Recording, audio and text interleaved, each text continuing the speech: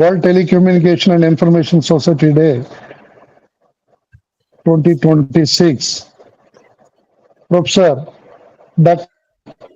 E. Naresh Babu Garu, Honorable Secretary, IEI APSC. Professor MLS Devakumar Garu, Chairman, IEI APSC. Dr. B. Surya Prasad Rao Garu, Honorable Chairman, IETE. Dr. Shaikh Riyajuddin, Honorable Secretary, IETE.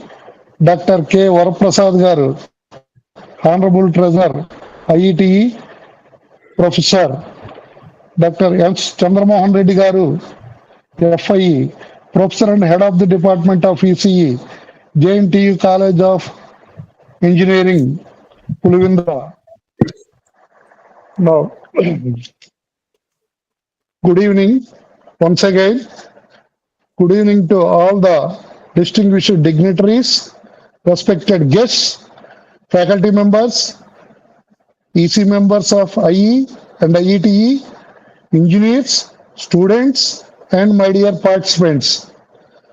On behalf of the Institute of Engineers India, Andhra Pradesh State Center, in association with the Institution of Electronics and Telecommunication Engineers, IETE Vijayawada Center, I extend a warm welcome to everyone to this special program on World Telecommunication and Information Society Day.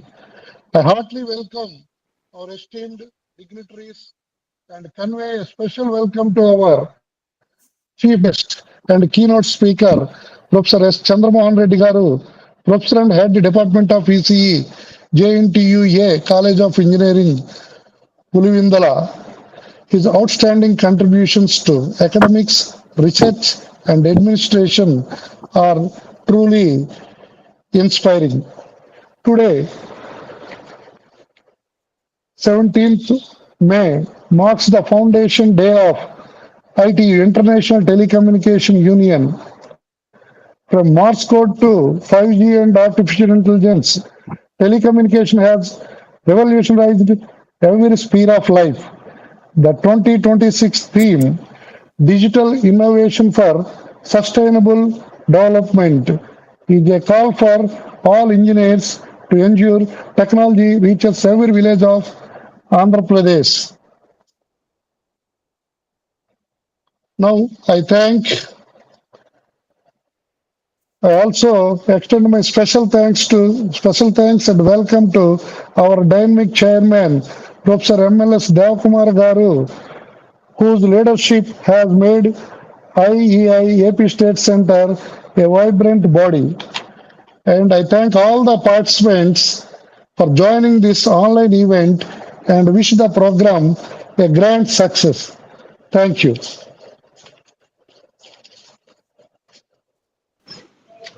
Anil, now I request Anil to play the IEA song as a token of inauguration of the session. Anil? Okay, sir.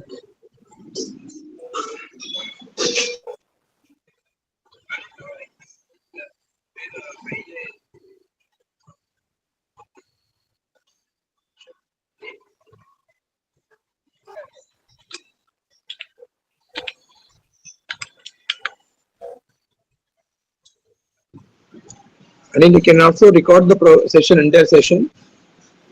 Sir, recording, sir. Okay, you can play the song, then speeches will be proceeding.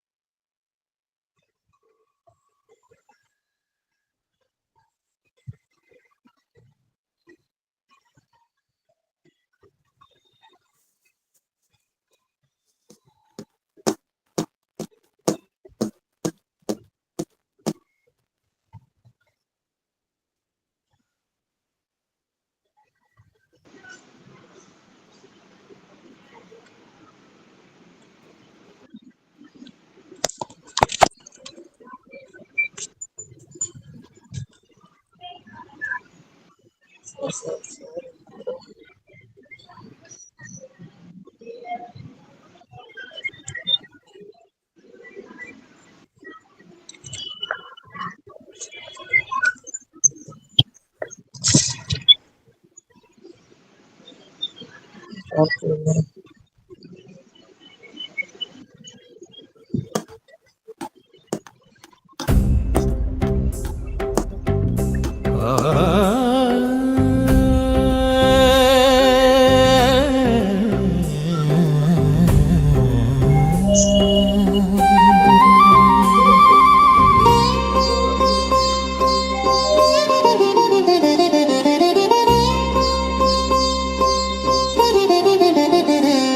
మేము ఇంజనీర్లం భవిష్యత్తు మార్గదర్శకులం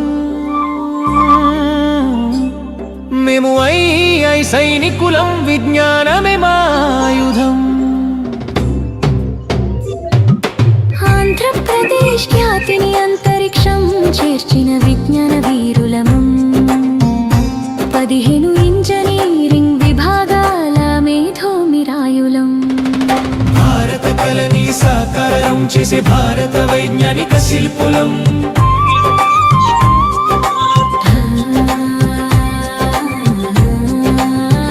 భారత కళని సాకారం చేసే భారత వైజ్ఞానిక శిల్పులం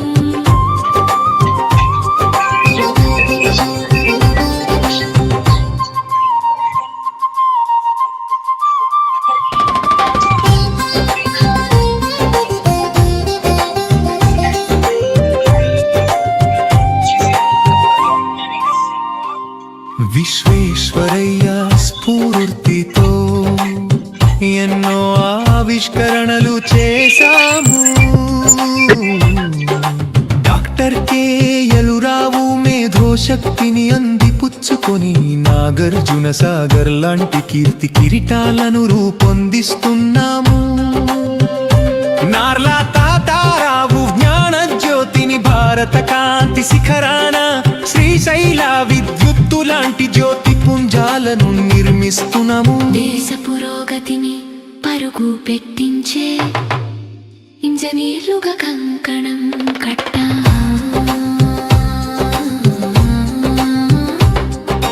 భారత కళల్ని సాకారం చేసే భారత వైజ్ఞానిక శిల్పులం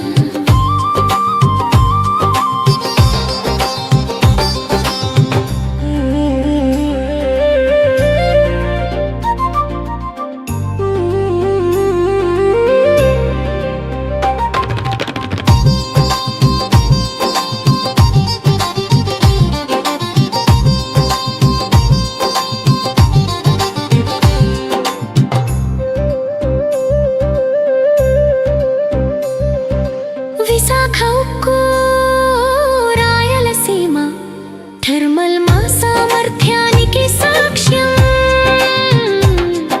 శ్రీహరికోటే మా మేధో శక్తిని గగనతలాన విజయంగా లిఖించింది ఇంజన్లు రాకెట్లు మిసైళ్లు రోడ్లు రైళ్లు అనిల్ ఏమైనా టెక్నికల్ ఇష్యూ పారుదల విద్యుత్తు కంప్యూటర్లు సార్ సాంగ్ వస్తుంది కదా సార్ రావట్లేదా రావట్లేదు డిస్ప్లే అవ్వట్లేదు నీకు మూవ్ స్లైడ్ వీడియో రావట్లేదు కదా ప్రతి ఆంధ్రప్రదేశ్ ఇంజనీరు ఒక ఆడియో కూడా రావట్లేదు ఇందాక కొంచెం వచ్చింది అసలు స్లోగా ఉంది యుగవారధి రూపం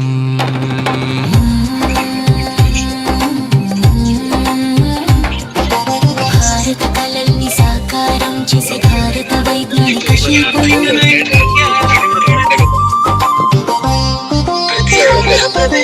ఎగురుతోంది వీడియో వస్తున్నప్పుడు వీడియో రావట్లేదు నిత్య ఆవిష్కరణల జెండాగా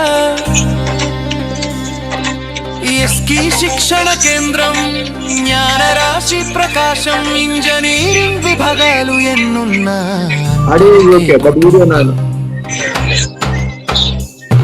ఈ ఐ జెండా పెంచిందిగా ఆంధ్రప్రదేశ్ గౌరవం ఎస్ సార్ ఎస్ సార్ ఇది మా ఈ ఆంధ్ర గీతం వైజ్ఞానిక రాగం భారతదేశాన్ని ప్రపంచ అగ్రగమిగా ఆ పిక్చర్ నిర్మించే దాచి చేసినట్లే sir. Okay, sir. We will continue, sir. Rashekar, sir, continue, sir. Continue the proceedings, sir. Andhra Pradesh engineer నీవే కదా భారతదేశ జ్ఞాన సంపద జై ఇంజనీర్ జై జై Now I would like to invite our dynamic chairman, sir, Andhra Pradesh Professor MLS Devakumar Garu, Chairman IEI APSC. Welcome, sir. Thank you, Dr. Rashekar Rao garu, for inviting me to give welcome address. On behalf of Institution of Engineers, Andhra Pradesh State Center, and IETE Vijayawada Center, I welcome all the gathering for this online session on the occasion of World Telecommunications and Information Society Day. So, this theme of for today's program is digital lifelines, strengthening resilience in a connected world. Digital lifelines, strengthening resilience in a connected world. So, this topic is pertinent to every individual who are living present era. So, we know that we are calling this era as a digital era, and we are very much connected with that. Every development of in the area of digital systems, we are from dawn to dusk we are connected, and we are experiencing the benefits and of course sometimes threats from this digital systems. So, you know, without mobile, nobody is living, and without computer and network, nobody is living today. And we are invariably we are using fiber optic cables, and a data center. We are all connected with data centers, and one way or other, we are using various software patches. So, all other these digital systems and components what involved in these systems are very much critical, as good as our physical assets like a dam, a bridge, a power grid, or missions, or materials, or any other systems of conventional engineering. So, our education, our healthcare, our economy, and our governance, and even our day-to-day life, everything is connected with these digital systems. So, all these are the digital lines. So, we are very much essential to have a proper understanding about all these digital lifelines, and what are the various ways and means the government or the innovators or the people who are doing research are striving hard to have a resilience of all these systems. So today we are very happy to have association with IETE, the Institute of Electronics and Telecommunication Engineers, Vijayawada Center. Every year we are conducting this event combinedly, and I must say a big thanks to the team leading that IETE, namely Dr. B. Suryaprasad Rao Garu, Chairman of IETE, and Dr. Sheikh Riyazuddin Garu, Honorary Secretary of IETE, and of course Dr. K. Varaprasad Garu, who is the Treasurer for IETE of Vijayawada Center. And our Honorary Secretary, Dr. A.V. Naresh Babu Garu, has arranged this program with the permission of our beloved committee, state committee, and we are conducting this online meeting today. So, Institution of Engineers, as all of you know, it is a very old and biggest professional body which is established in 1920, and having memberships in various disciplines of our engineering. So all the members are contributing for various causes of nation, and they are putting their efforts in giving solution in for the pertinent problems which are being emerged over a period of time. So IEI is involved in a lot of policy makings and suggesting for government of India and as well as different state governments. So similarly, Andhra Pradesh State Center is also very active and conducting a lot of awareness programs. We are conducting national conventions and endowment lectures and Engineers Day awards, and all these are the regular activities what we are doing at our Institution of Engineers, Andhra Pradesh State Center. So all the budding engineers, I invite all of you to be associate with the Institution of Engineers and become a proud members of IEI down the line. And you can visit our website, IEI APSC, and you can find all the details. So on this occasion, I thank our beloved speaker, Dr. Chandramohan Reddy Garu, for accepting the invitation and accepted to present on this theme of today. So I take this opportunity to thank all the organizers and all the partnering institutes for taking part in this event.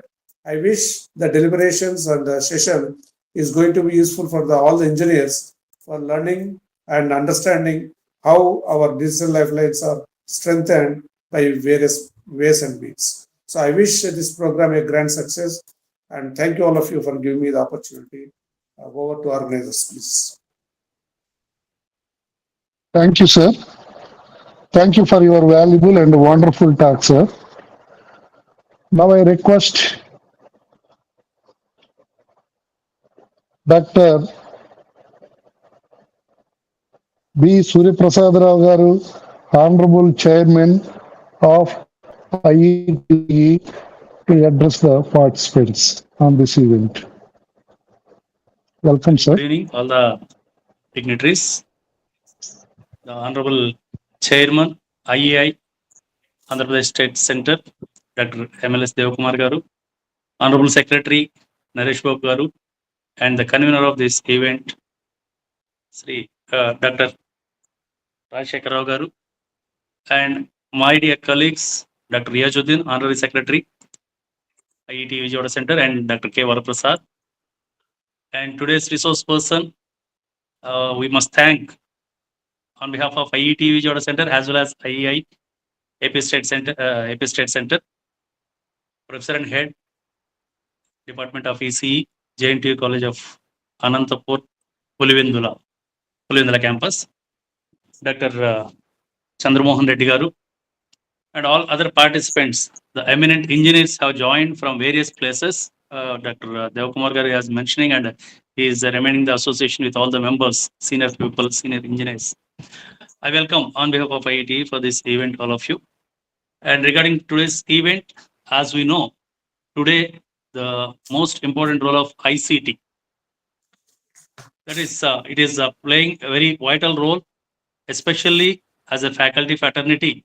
I can say it is very helpful to the students, especially for the teaching and learning process.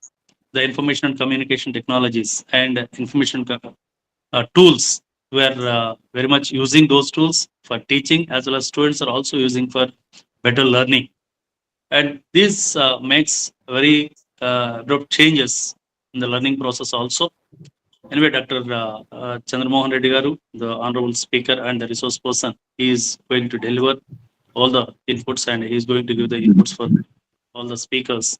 And not only in the teaching or even for the students, even engineers also can use these facilities, the emerging trends in this telecommunication field, they are also using. So once again, I welcome the speaker, and also I thank especially the IEI Center, IEI AP State Center, because they are giving an opportunity to associate with them for this wonderful occasion on World Telecommunication and Information Day. Thank you, Honorable Chairman IEI and the Secretary and their team on behalf of IETE. And once again, I welcome all the participants for this event and make use of this event. Thank you, sir. Thank you very much. Thank you, sir. Thank you so much for your insightful speech, sir. Now, I would like to invite Dr. Shaikh Riyad, Riyazuddin Garu, Honorable Secretary, IETE. Welcome, sir.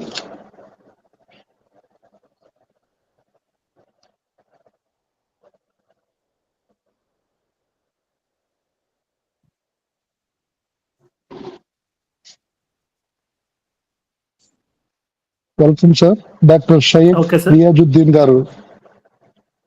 Okay. Good evening to all of you. Professor Devakumar Garu, IEI AP State Center, Dr. A.V. Naresh Garu, Honorable Secretary of IEI, and today's program convener, Dr. Rajshekhar Garu, and today's chief guest and keynote speaker, Chandramohan Garu. A very good evening to all of you. And today, on the occasion of World Telecommunication and Information Society Day, I am going to give a message which will came from our IET President, Mr. Sunil sir. The message is the World Telecommunication is being celebrated annually on 17th May, marking the foundation of ITU and signing of the first telegraph convention in 1865 to help raise awareness of the possibilities that the use of internet and communication technologies can bring to societies and economics, as well as to develop technical standards that make it easier to spread the benefits of ICT worldwide. IET, being one of the leading technical and scientific institutions, celebrate this day every year on the theme chosen by ITU. The theme for this year is, as already our resource person said, that digital lines strengthening resilience in a connected world. Digital lifelines comprising terrestrial networks, subsea cables, satellites, and data systems are the essential digital infrastructure that keeps communities, governments, and business functioning during crises. They strengthen resilience by enabling, maintaining, and restoring critical services like healthcare, finance, and emerging communication during disasters, preventing total system failures and supporting rapid recovery. They serve as the backbone for the public safety, enabling early warning systems, secure information sharing, and communication for emergency responders. Digital lifelines enable humanitarian responses and maintain economic activity and education in regions affected by disasters or conflict. Strengthening these networks ensure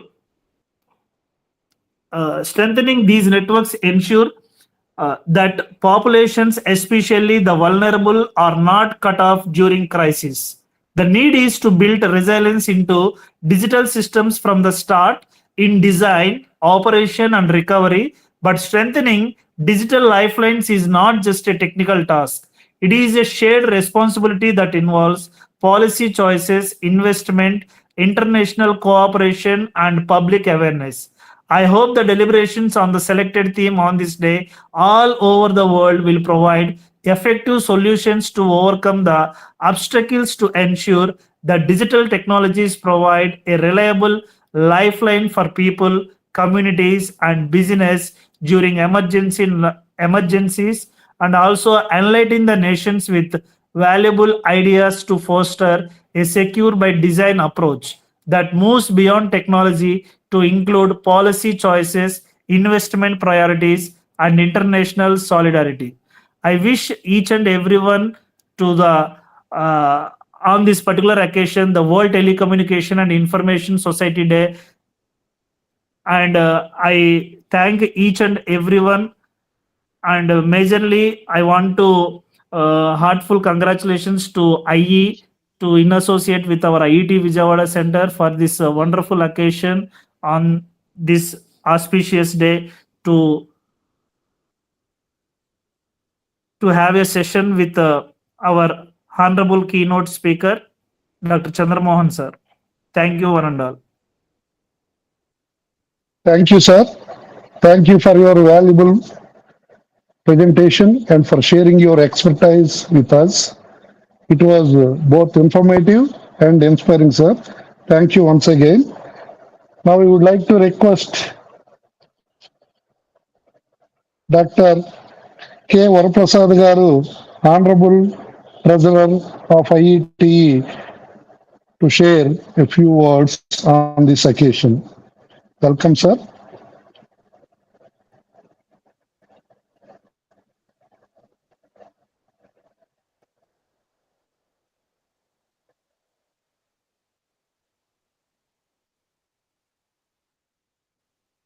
Sir, Varaprasad sir will have some technical issues. He was not connected. Please continue, sir. Okay, sir. Now, it's my place to introduce our respected speaker, Dr. S. Chandramohan Reddy Garu, President Head of the Department, JNTU, A College of Engineering, Pulivendala. Dr. S. Chandramohan Reddy is a distinguished academician, researcher, and administrator with over 24 years of experience in teaching, research, and academic leadership in the field of electronics and telecommunication engineering. He is currently serving as a professor and head of the Department of PCE at Jawaharlal Nehru Technological University, Anantapur College of Engineering, Pulvindala. He obtained his PhD in Electronics and Communication Engineering from JNTU in 2014 and has made remarkable contributions in the area of embedded systems, IoT, artificial intelligence, VLSI, digital signal processing systems. Dr. Reddy has published more than 105 international journal papers and 42 conference papers, authored 5 technical books, and guided several PhD scholars and postgraduate students, and delivered over 40 invited talks. He has also held several prestigious positions, including Controller of Examinations, Vigilance Officer, and Officer in charge of accreditations and rankings at JNTU Anantapur.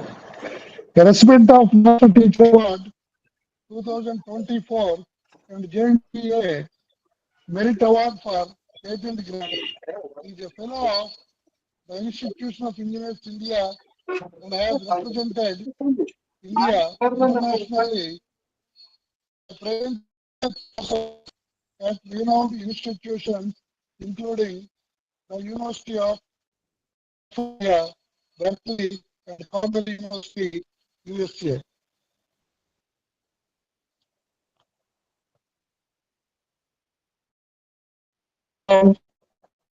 I would like to invite our keynote speaker, Professor Dr. S. Chandramohan Reddy Garu, Professor and Head Department of PCE, JNTU College of Engineering, Pulvindala, to address the participants in this particular occasion.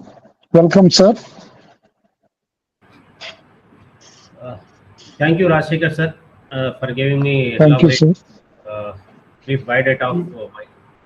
And on behalf of me, a good evening to all the Honorable Chairman, IEA Andhra Pradesh State Center, Professor MLS Devkumar Garu, the Honorary Secretary, AV Naresh Babu Garu,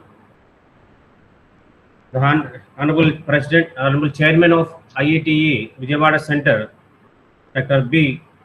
Surya Prasad Rao Garu, Honorary Secretary Sheikh Riyazuddin Garu, Honorary Treasurer K. Varaprasad Garu. A very good evening to all, and the invitees, distinguished dignitaries, respected members of council members, IEI, IETE, fellow professionals, academicians, students, and their participants. So it is a great honor and privilege for me to be present here today on the occasion of World Telecommunication and Information Society Day 2026. Generally, it is conducted on May 17th. At the outset, I would like to express my sincere gratitude to IAI AP State Center and IETA Vijayawada Center for giving me this opportunity to share my thoughts on subjects as the theme. It is digital lifelines, strategies for reliance in a digital world. So that has become a central to human progress and global developments. So World Telecommunication and Information Society Day is not merely a commemorative occasion. It is a reminder of how communication technologies continue to redefine the way we live, we learn, we love work, and connect with one another. From the evolution of a traditional telephony to the emergence of the artificial intelligence, 5G technology, cloud computing, IoT, and digital governance, the telecommunication sector has become a driving force behind innovation and socio-economic transformation. Today, digital connectivity is no longer considered as a luxury. It is a lifeline and it is a necessity. It empowers education, strengthens healthcare systems, enhances industrial productivity, supports entrepreneurship, and enables inclusive growth. At the same time, as technology advances rapidly, we must also address important concerns such as cybersecurity, digital ethics, sustainability, and bridging the digital divide. So the theme of this year's observance encourages all of us to reflect on how technology can be harnessed responsibly and inclusively for the betterment of society. Engineers, researchers, policymakers, and industry leaders all share a collective responsibility in shaping a connected future that benefits every section of humanity. With these thoughts, I once again thank the organizers for this opportunity, and I now look forward to share my presentation.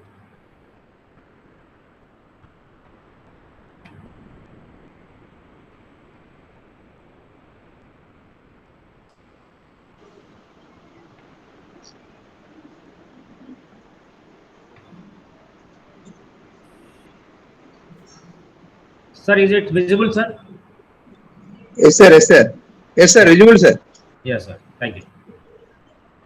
So the theme of the World Telecommunication and Information Society Day is digital lifelines, how we are going to strengthen the resilience in a connected world. So this is the agenda of the today's thought.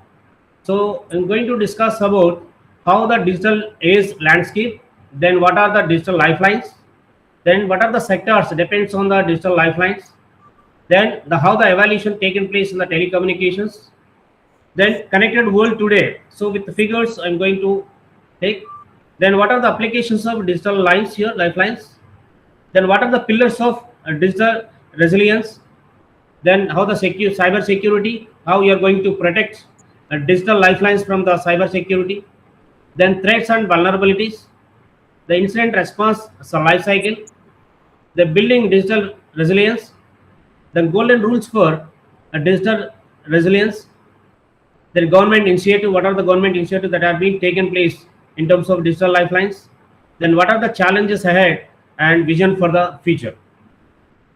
So digital is leadership.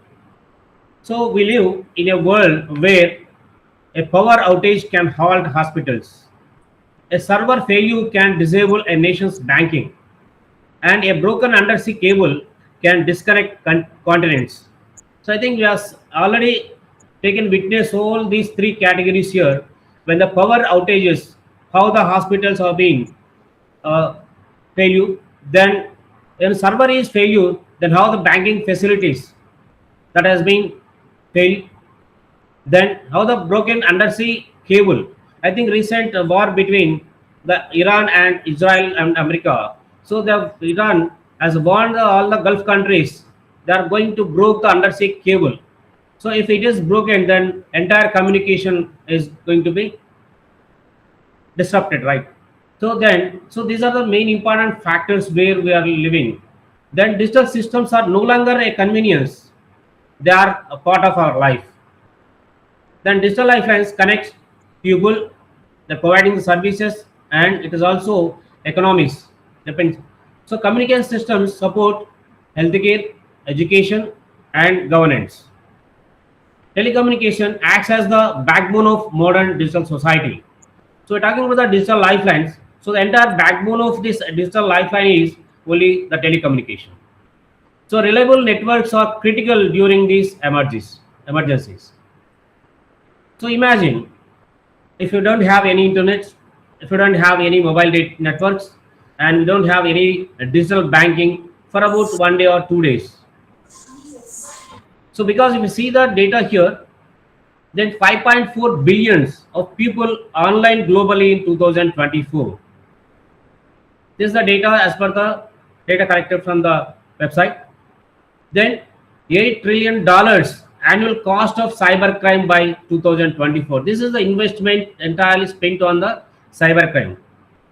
Then 72 hours average disruption from major cyber attacks. And 43% of small businesses close within 6 months of breach. So they're not following any laws, they don't have any laws. So because of that 43% of small businesses close within 6 months of breach. So digital lifelines are the interconnected systems, their platforms and technologies that societies depends on for essential functioning. So it is containing here, it is interconnection of the systems. Systems nothing but we have the servers, we have the cable, satellites and everything. Then platforms, what are the platforms are? So most of we are using generally a phone pay. So when you go for the transaction of the money, then generally we are using apps, applications. So where that is acting as a platforms here. And that are technologies that societies depends on for essential functioning. So digital lifelines ensure continuous communication and information access. Digital resilience supports and strengthens universal meaningful connectivity.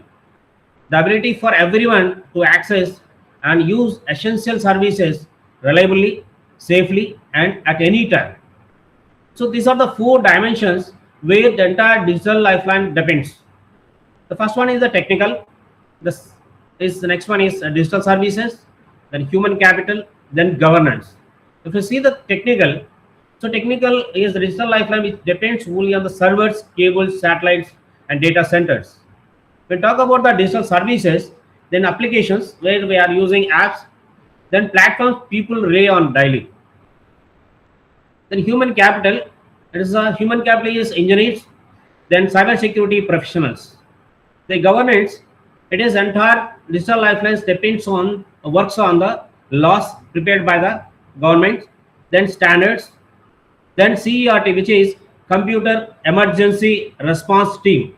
There is a framework for the entire system. There's the digital lifelines basically depends on this CERT frameworks. So these are the other devices here. There's internet and mobile, always on connectivity for billions.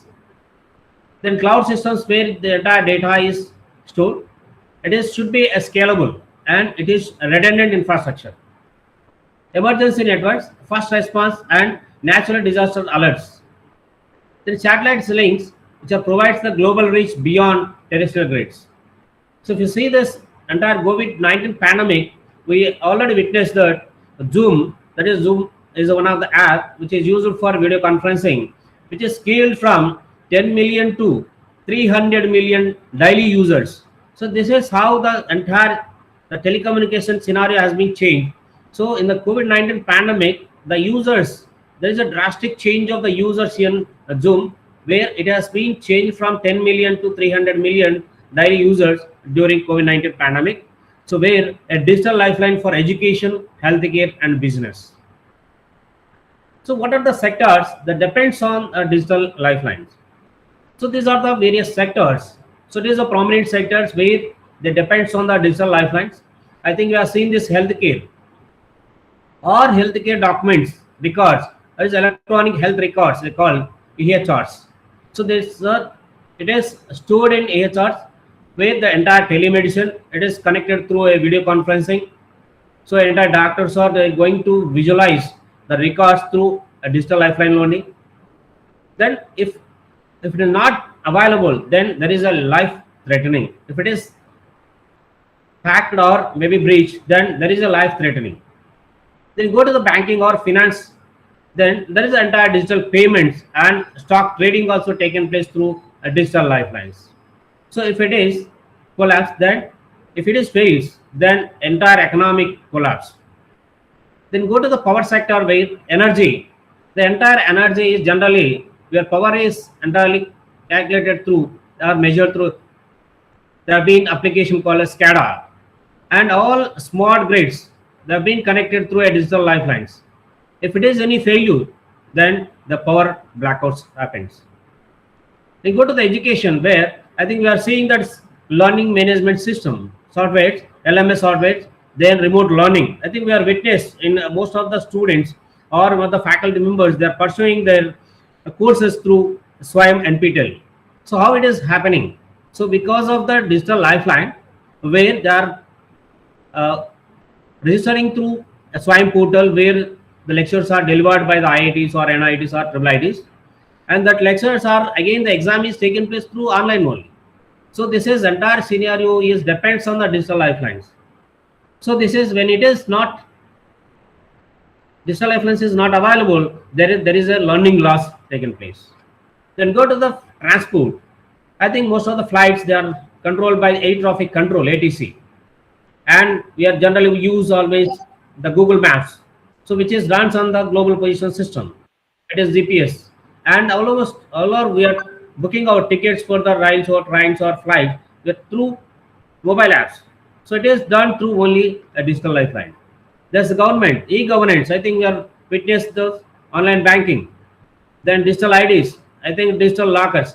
I think most of you have digital lockers where you can get the entire maybe Aadhaar card, or you can get the PAN code, or you can get your license card. Everything is available in the digital locker. No need to carry any physical documents. Then agriculture sector. So it is supply chain management and weather data. This entire weather data has been shared with rural people. There's the farmers. So the more a society digitizes, the higher its efficiency. So because of this entire digital system, the efficiency of the entire all the sectors have been drastically increased, but also the higher its vulnerability. If any change occurs, they should accommodate the changes. Otherwise, there will be a possibility of failure. So that resilience is the bridge between the vulnerability and the existing system. Now go to the how the evaluation of telecommunication taken place. So in 1844, and the telegraph, the first long distance electronic communication was initiated. Then 1876, we have it is the telephone, where voice transmission over wires. Then 1960s, the satellite started a global broadcast and navigation signals. Then 1991, internet, World Wide Web transforms connectivity. So a lot of change has happened after 1991. Then we witnessed 2000 3G and 4G technology, where the mobile, broadband and smartphones era. Now in 2020s, we are already using this 5G technology with artificial intelligence, which is ultra fast intelligent networks. So from telegraph wires to 5G towers, each leap made humanity more connected and resilient. Now see the connected world today. So 5.4 billion internet users worldwide as per the document, which is 2024. So total available population is in the world is 8.2 billion. So out of 8.2 billion, 5.4 billion people they are using internet. Almost 68% of the global population they are using the internet. They coming to the mobile subscriptions. So 8.9 billion dollar 9 billion people they are already subscribed for the mobile subscriptions. So there is a globally. So it is more than world's population. So world population is 8.2 billion, but whereas if you observe this mobile subscriptions, it is 8.9 billion. So it is more than the world's population. And 15.1 billion IoT connected devices and 2.2 billion people still unconnected. See the gap between this. So even though the technology is improving day to day, but there is a urgency need to be addressed is this is 2.2 billion people still unconnected to the technology, the digital lines. So this is how the scenario has been taken place in the internet users. So observe this, the 2019, there is only 4 billion. So immediately when you go to 2020, so there is a lot change of the users. The internet users has been changed 1 billion from 2019 to 2020, and continuously it is increasing. Still it is under 5 billion. So these applications of digital lifelines which I already explained. So telemedicine, where the doctors, the consultation through video, so video consultation we can take remotely. Then IoT devices, I think most of the students, they are now doing this projects. So how you are going to monitor the patient's health through IoT devices. Then reduces pressure on urban hospitals. So in order to reduce this urban hospital pressure, so you can use the IoT and you can use the consultation through video con. Then critical in pandemics and natural disasters. Then digital education. So online classrooms reach remote learners already. Most of the universities now they are implemented all online classroom reach remotely. Virtual labs enhance practical training. I think IIT Bombay they established, they already developed VI labs. I think most of the faculty and the students they are already used that VI labs during pandemic. And now IIT Hyderabad also initiated this virtual labs where you can do all your experiments through virtually. So learn anytime and anywhere because the data is available in the form. So you can use the data at any time and anywhere. So which bridging the gap between the urban and rural knowledge. The digital payments where I think you have witnessed this UPA. UPA processed almost 199 trillion rupees in 2023 and 24. So mobile banking enables financial inclusion and most of you are already using this mobile banking, and cashless systems serve 350 million plus users. Real-time and secure transactions. So their digital payments are generally it is a real-time and we have the secure transactions also. A rural connectivity. BharatNet links, it is already connected almost more than 6 lakh villages, and that empowers farmers with agri-technology apps. The students access quality education. So because of this digital education, where the students can access the quality education and which bridges India's digital divide. So that what are the pillars of digital resilience? What is the digital resilience? It is the capacity to anticipate, withstand, adapt to and recover from disruptions. So there is a possibility of disruption of the digital lifeline, digital systems. So how we are going to digital resilience? So it is the capacity of the system to anticipate the disruption and to withstand that and adapt to and recover from the disruptions. So there's a 4 pillars here. The first pillar is redundancy and backup systems. The second is cybersecurity foundation, a digital literacy and human layer, then governance and policy frameworks. So how the redundancy and backup systems helps? So it is geographic redundancy. So we have the systems where if only one system is failure, immediately we have the other system to back up this existing failure system. Then system fail over. Then power backup should be available. Then multi internet service provider networks. So you have a multi ISP network should be available. Then what is cyber security foundation? We have zero trust architecture. So what is zero trust architecture? It is never trust, always verify. Because when you are receiving this, never trust any message. You need to verify that information. Okay. Then MFA cuts risk by 99.9%. What is MFA? MFA is, it is a multi-factor authentication. I think most of the almost apps, they are using multi-factor authentication. If you open Gmail also, so first initially we are providing some password. You can able to protect your password or your opening of your Gmail. You can have it is again connected to your mobile. So where you get the authenticated messages. And here again online banking also, you are getting the passwords through your mobile also after login. So it is MFA, multi-factor authentication, cuts risk by 99.9%. As end-to-end encryption should be there. Then 24/7 SOC monitoring. SOC is Security Operations Center. It is monitored by Security Operations Center by 24/7. Digital literacy and human layer. Phishing recognition should recognize what is the phishing. Then you need to train, digital skills should be trained, the program should be organized. Then mental resilience, then community networks. Then governance. So national cyber strategies, data protection laws, we need to prepare the protection laws.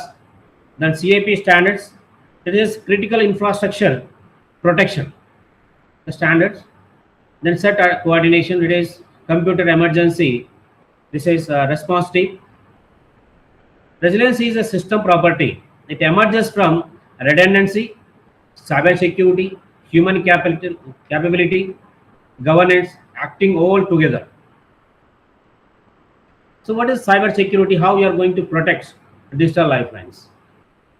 Global cybercrime costs reached $8 trillion in 2023 and $10.5 trillion in 2020. See the change, how it has been, how you are investing the amount of almost more than $2 trillion within 2 years.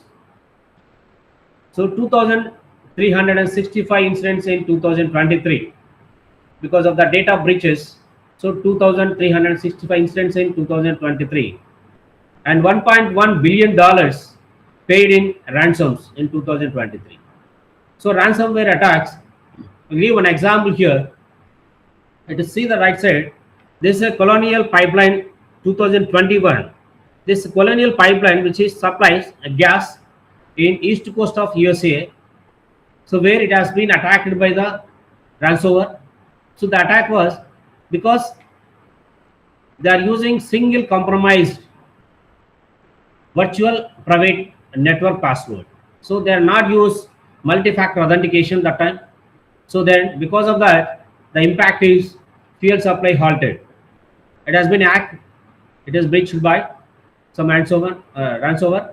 Then US coast, the supply of gas for the east coast of USA, it is stopped by 6 days. Then there's a paid amount is for the ransom. It is $4.4 million in Bitcoin. See the economic cost here, the billions in downstream disruption and also 4.4 millions in Bitcoin. The root cause is one missing security layer because they are using only single compromised VPN password.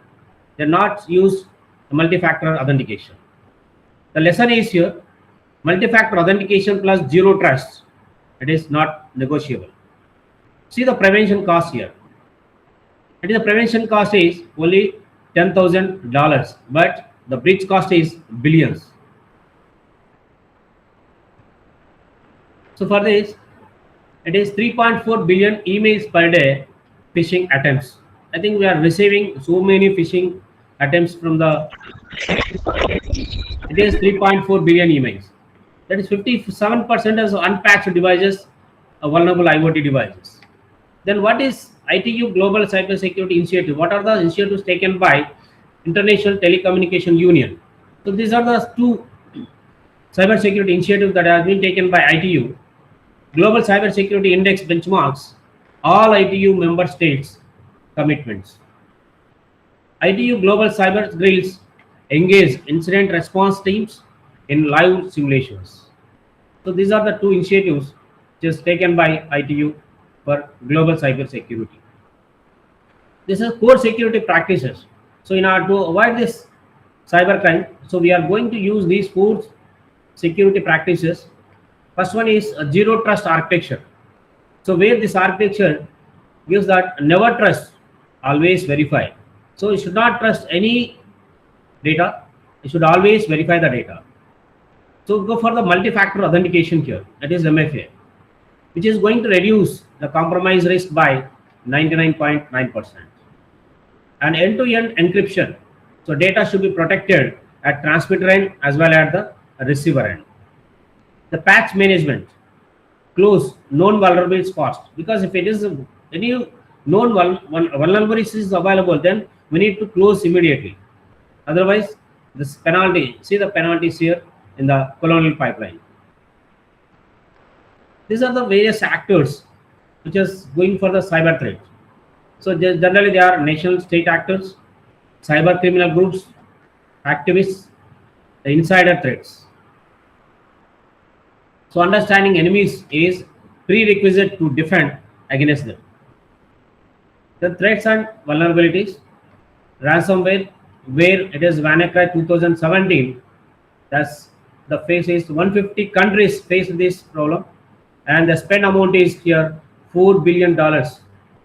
Because of this ransomware, 150 countries are affected.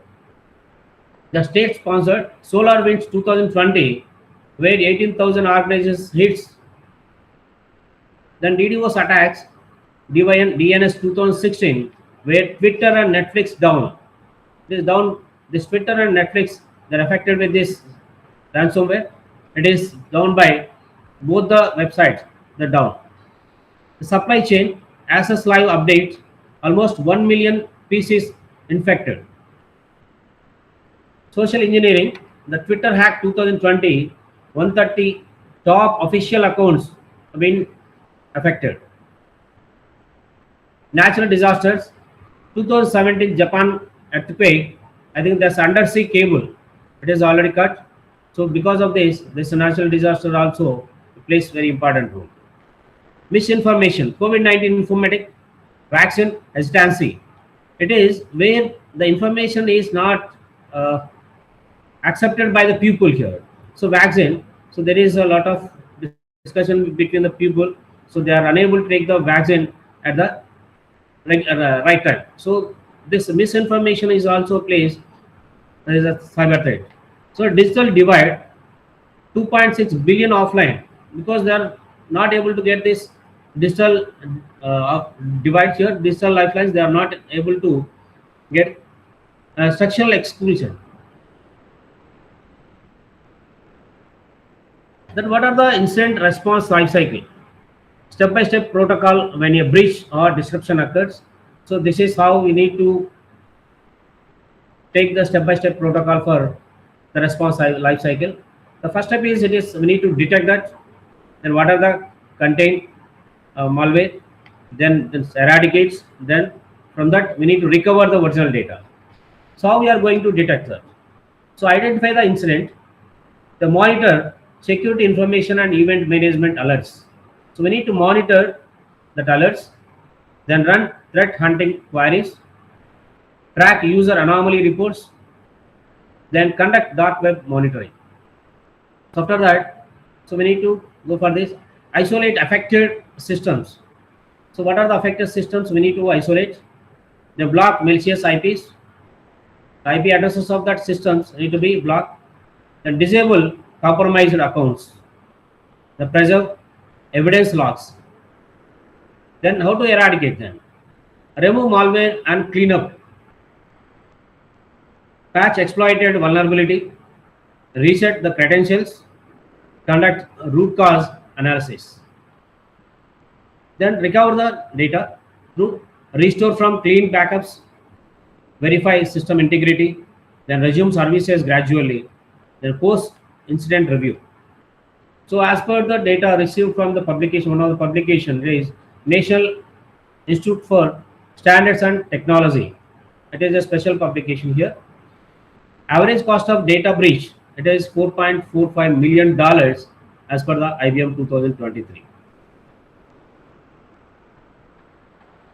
So emerging technologies powering resilience. So I think we already know that 5G networks, Internet of Things, AI and telecommunications, satellite communications. So building digital resilience. So how we are going to building a resilience digital system? So by design. So while going for the design here, we need to have the redundancy built into networks. It should be accommodates all types of systems. So interoperability standards, cyber security from the ground up, sustainable energy practices. Then during incident, rapid fault detection and rerouting. So we need to find out the detection, then rerouting the data. Coordinated emergency communications, then backup systems activated automatically.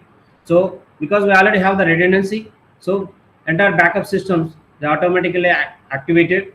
Then AI assisted network self healing through recovery, the fast system restoration protocols, root cause analysis of failures, strengthened defenses post incident, cloud based data recovery. So these are the basic levels where individually, organization wise and society wise, where how you are going to build a resilient system. So if you go to the individual, I think we are already, every individual has to have a password. The password manager should have a unique per account. So everybody should have a unique password and enable multi-factor authentication on all critical accounts. So it is the all internet providers, those who are using this digital lifelines, they are providing now multi-factor authentication. So without multi-factor authentication, so I think most of all apps they are not allowing. Then one of the important is 3-2-1 backup rule. What is 3-2-1 backup rule? 3 copies, because the primary data, the data is available in the primary disk. So we need to have again separate, that is a separate disk has to be, there is a 2 copies should be stored somewhere. So the entire data, whatever the data we have, it should be always saved in the primary data, primary. Then remaining 2 copies should be shared. Then 2 media. What is 2 media? So the primary data is available in, let it be in the laptop. The same data should be available, should be stored in separate, maybe a pen drive, maybe some external hard disk. Then 1 offsite. So the data, whatever the data we have, the data should be available to in the cloud, because whenever you are moving to office or somewhere, the data should be retrievable. So this is the backup rule where 3 copies, 2 media and 1 offsite. That is 72 hours analog fallback capability. Then curate and verify information sources. Then schedule intentional digital free time. It is individual responsibility where we need to have a unique password and we need to multi-factor authentication and 3-2-1 backup. Then go to the organization wise, run tabletop breach simulation exercises, adapt NIST cyber security framework, the tested business continuity plan, it is annually, it is taken place, a digital war room cross-functional team, cyber insurance for financial resilience, supply chain security due diligence. Go to the society, universal broadband access, India BharatNet, then public-private partnerships, it is CSA model, community digital resilience hubs, digital emergency alert systems, national cyber security strategies, international cooperation frameworks. It is provided by the government. So no single actor builds resilience alone. A whole of society approach is the only model that works. So it is for individual, which is already mentioned about that, where we need to have a password manager, enable MFA. The information resilience, verify before sharing any check resources. Use lateral reading for fact checking. Diversify your news feeds intentionally. Recognize AI generated content cues. Digital detox, schedule offline hours. So connectivity backup, memorize 5 critical phone numbers, keep a physical address book. So generally we are storing the phone only, but we need to have a physical address book also. Store emergency docs offline. So generally we need to store the data in the let it be USB or maybe external disk or somewhere. 72 hours of analog fallback capability. Know your local emergency alerts. So what are the top 10 golden rules of digital resilience? Redundancy is not wasteful. It is the insurance premium on everything digital. The human layer is the first to be attacked. So invest in people as much as systems. So we need to invest most on the people. A breach is not a failure of security. It is a failure of resilience planning. So practice the 3-to-1 backup rule. 3 copies, 2 multimedia types and 1 offsite. Then zero trust is not paranoia. It is a minimum viable security posture. Digital resilience requires offline capabilities. Know what to do when the grid fails. Inclusion, information security resilience. Systems that leave people behind will eventually fail. Recovery speed matters more than breach prevention in long-term resilience. So recovering of the speed matters more than breach prevention. So recovering the data is more important than breach prevention. Governance and technology must evolve together. Neither leads without the other. Resilience is a culture, not a checklist. It must be lived, not just documented. So these are some of the initiatives that are being taken by the Indian government. So Digital India since 2015, it is a nationwide digital transformation program where digital services, e-governance, broadband, highways, almost 14,903 crores of rupees is the budget of the government, and in 2023 and 24. So BharatNet, it is a phase 2 is ongoing now. Is optical fiber to 6 lakhs plus villages, gram panchayats, enabling broadband in rural India. So 1.9 lakhs of kilometers fiber live already is live. 5G rollout, I think we already tested this 2022 present. India's 5G launched in October 2022, covering 750 plus districts by 2024. It is already 100 million plus 5G users by 2024. UPI payments, it is 2016 to present. Unified payment interface, real-time mobile payments platform adopted globally. Almost 199.89 trillion rupees been transacted through UPI for the financial year 2023 and 24. And this is how the change of scenario of BharatNet and UPI for the financial year 21 to 24. So to 2021, this UPI is only 41 trillion, and whereas in BharatNet is 80,000 kilometers. But if you see 2024, now this UPI is cross almost $200 trillion rupees. Sorry, it is 190,000 kilometers of BharatNet. Then what are the challenges ahead and vision for the future? The key challenges are digital inequality. 600 million to 700 million people still offline. I think we all mentioned that 2.2 billion. It is urban-rural divide persists. So there is still some of the people are not in online. So they are not using a digital system. So cyber threats, $20 trillion is cost of cyber crime projected for 2030.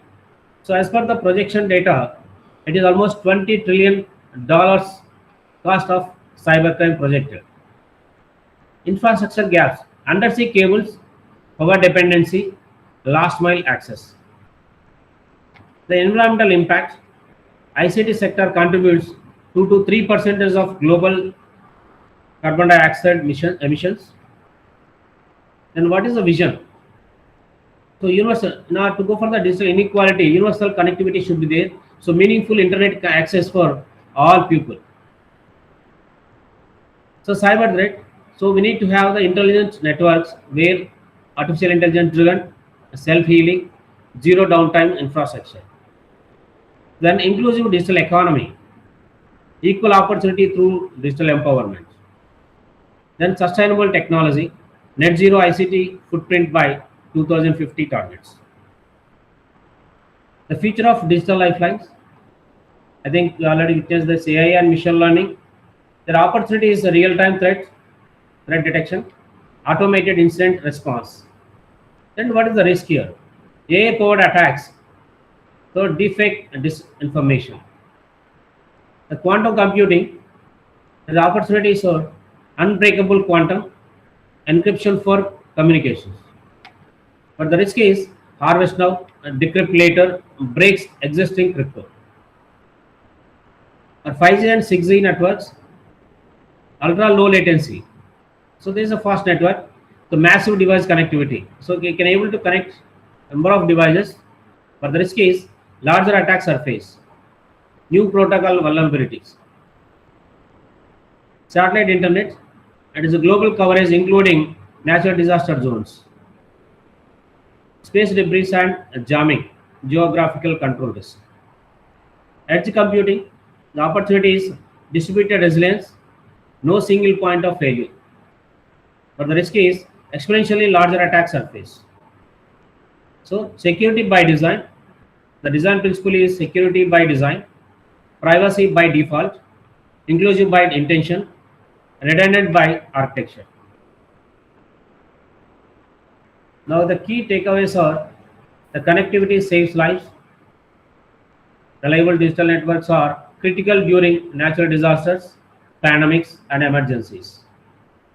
Resilience is essential. Why? Because build networks that withstand failures through redundancy, cyber security, and backup systems. Innovation drives progress. The 5G technology, AI, IoT, and satellite technology will define the next generation of digital connectivity. Inclusion matters. Bridging the digital divide with 2.2 billion unconnected people requires global collaboration. Sustainability is non-negotiable.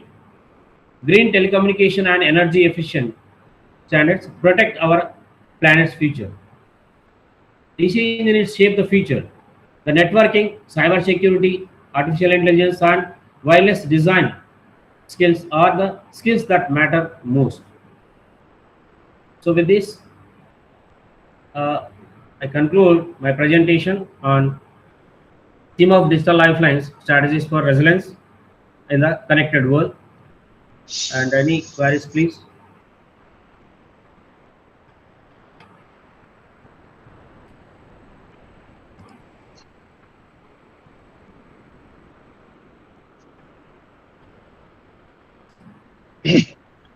So, Thank you, sir.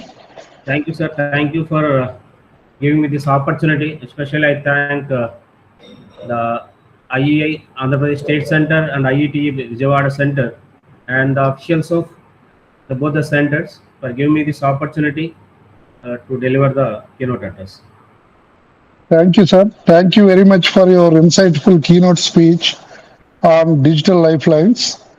Your explanation of how digital technologies connect, support, and improve people's lives was truly informative and inspiring, sir. We sincerely appreciate the valuable knowledge and perspectives you shared with us today. It was an honor to have you as our keynote speaker, sir. Thank you once again, sir. Thank you. Thank you, sir.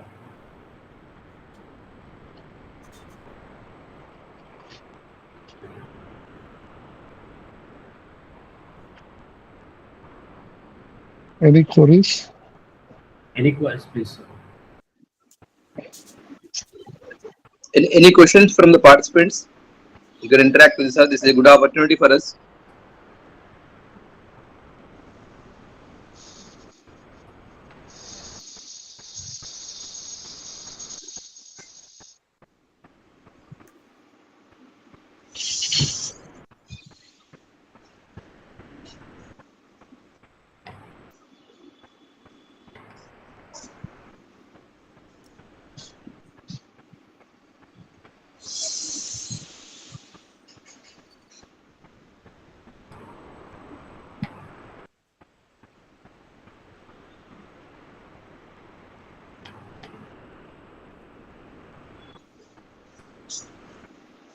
Sir, is there any suggestions for individually how can we get protected from these digital attacks? Sir, there is a MFA, sir. There's a multi-factor authentication should be there, sir. And before zero trust, sir, because we never trust any mail, sir. First, we need to verify that. And I think most cases we are using this MFA, sir, multi-factor authentication, so it is already protected. Previously, I think when you go for the online banking, sir, that time only we are not able to receive the any one-time password through our mobiles. Now it has been incorporated in online banking also, and in the Gmail accounts also, sir. Now I think you are seeing all the emails. So wherever, if you are opening in the other laptops or other systems, they're asking for the passwords. Then they are sending the one-time authentication message. And most of all the digital lifelines, they are incorporated this MFA system, sir. Yes. Very great, sir. Really, your topic might have received a lot of great personalities joined, like Sanjay Senji from Jharkhand and Ramareddy Garu from Telangana, Dr. C.V. Sriram Garu from USA, and Dr. Ramanaya Garu from Andhra University, Dr. Satyanarayana, and Tangavel Keshav Garu from Tamil Nadu, and Potlur Ravindra Babu Garu, and so many other people have joined, sir. Really very happy to have all of them. So thank you all the eminent personalities, sir, who joined. We enjoy. So anybody have any comments? We'll take a few minutes, sir, and then we'll go for next program. Anybody have anything to say? Please, we are open to.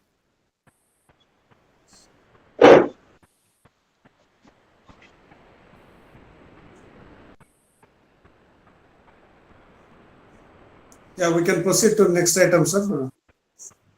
Okay, sir. Rashida, sir, you can proceed. Now it is the time for felicitation of our honorable chief guest, Professor Chandramohan Reddy garu.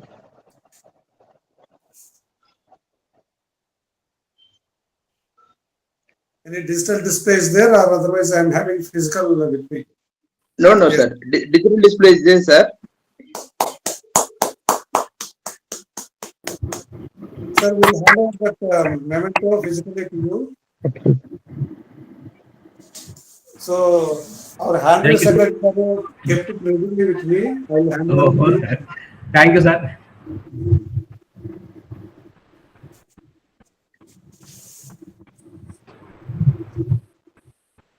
So, Honorary Secretary is very meticulously planning, and so I appreciate Honorary Secretary and IET team for really making wonderful arrangements and communications. Thank you very much to each and everyone for providing such an eminent resource person on this World Telecommunication and Information Society Day. Thank you so much, Chandramohan sir. Thank you, sir. Next Right, item, sir. Chandramohan sir and Devkumar garu. Yes, sir. We'll proceed to the next item, sir.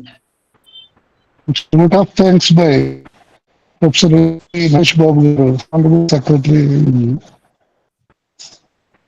Yes, sir. Yes, sir. Rashikar, sir. Thank you, sir. Good evening to everyone. I am audible, sir. Audible, sir. Sir, good evening to everyone. It's my great privilege to propose the vote of thanks on behalf of Institute of Engineers, India AP State Center, and IET Vijayawada Local Center. First and foremost, I extend my heartfelt gratitude to our chief guest and keynote speaker, Professor and Dr. S. Chandramohan Reddy Garu, Professor and Head of the ECE, JNTU Pulivendula, and IEA AP State Center Committee member, for gracing the occasion with your esteemed presence and delivering such an inspirational address, sir. Your valuable insights on the theme Digital Lifelines, Strengthening the Resilience in a Connected World, have provided meaningful directions and inspiration for all of us. Thank you, sir. Thank you very much. And I would also like to express our sincere thanks to Professor Surya Prasad Rao Garu, Chairman IET Vijayawada Local Center, Dr. Riyauddin Garu, Honorary Secretary IET Vijayawada Local Center, and Dr. Varaprasad Garu, Honorary Treasurer IET Vijayawada Local Center, for their constant encouragement and support to materialize this particular program. A special word of appreciation goes to our Honorable Chairman, Professor Devakumar Garu, and Dr. C.V. Sriram Garu, immediate past chairman, and Engineer Rashekar Garu, convener and state committee member of electronics division, along with all the state committee members of IEA for their dedicated efforts and cooperation in organizing this event successfully,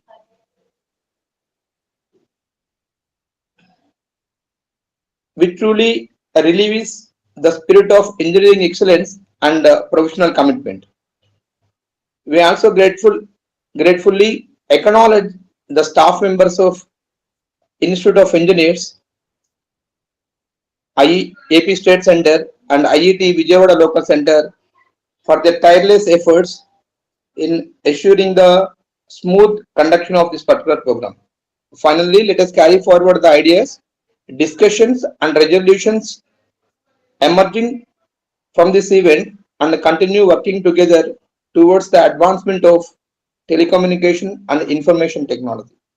Once again, on behalf of Institute of Engineers India, AP State Center, and IET Vijayawada Local Center, I thank each and everyone for your gracious presence and active participation and continued commitment.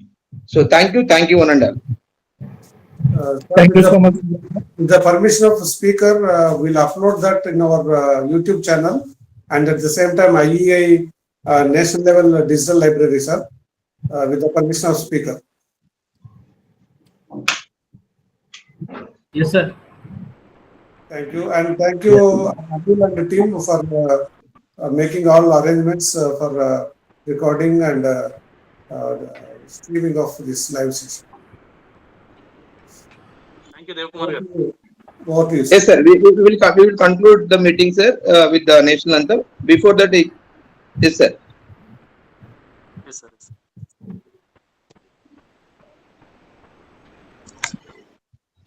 Sir, Brahma Reddy sir raised a hand, sir. Sir, please, sir. Ramared, sir, please. After discussion, we will conclude, sir.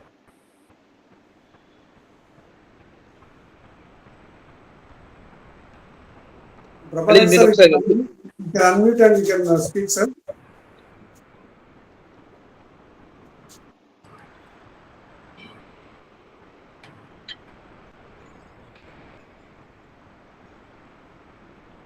Okay, I think he's not reachable. Yeah, we can proceed, sir, for next item. Thank you, sir, Naresh Babu garu. Now, national anthem. Yes, sir.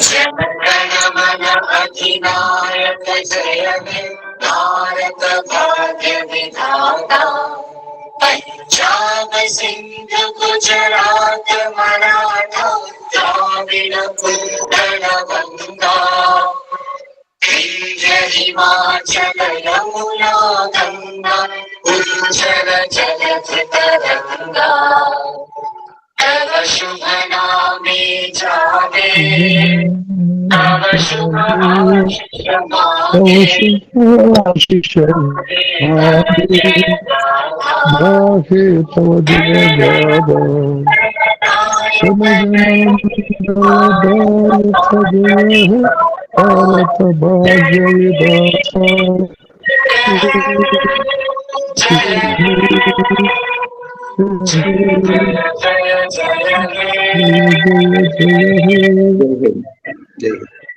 Jai Hind. Jai Hind. Thank you, sir. Thank you, one and all. Once again. Jai Hind. Jai Hind, sir. Good day, sir. Good day to Thank you you, all. Thank all you, the sir. honorable guests and participants. Thank you once again, sir. Thank you, sir. Thank you, Brahma, sir. Thank you, sir. Thank you so much, sir. Thank Bye, you. sir. Thank you, sir. Thank you, sir. Yes, sir. Thank you, sir. Rajshekar, sir. Thank you. Thank you, sir. Okay. Srinivasa, sir. Yes, sir. Thank you, sir. Prasad, sir. Good day, sir. Good day to you all. Thank you, sir. Thank you all. Anil, you can close Thank you, sir. record. Devakumar, sir. Thank you. Thank you, sir. Thank you, Thank you, Rajshekar, sir. sir. Thank you very much, all of you. Thank you, sir. Thank you, sir.